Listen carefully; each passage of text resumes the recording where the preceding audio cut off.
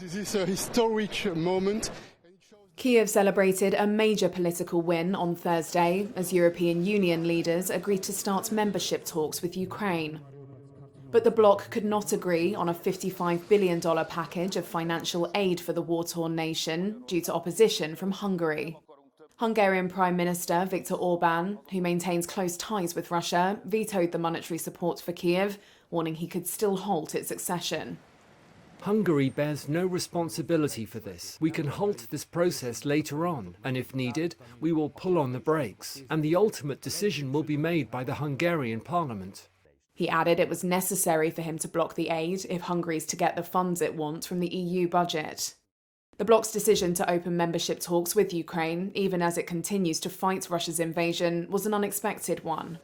Other leaders bypassed objections from Orban by getting him to leave the room, while the remaining states voted to start accession negotiations. Approving a major decision in this way is unheard of in Brussels. Talks on the financial package, which requires unanimity of all 27 EU leaders, were halted in the early hours of Friday morning.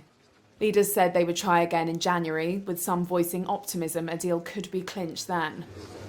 Here's Estonian Prime Minister Kaja Kallas. What, of course, we have to work with is the financial support. What I can assure you that Ukraine will not be left without support. There was a strong will of 26 to provide this support, and there were different ways how we can do this. Member states could also provide aid individually or strike separate deals. On Thursday, Ukrainian President Volodymyr Zelensky hailed the remarkable result for Ukraine and the European continent. History is made by those who don't get tired of fighting for freedom, he added in a social media post.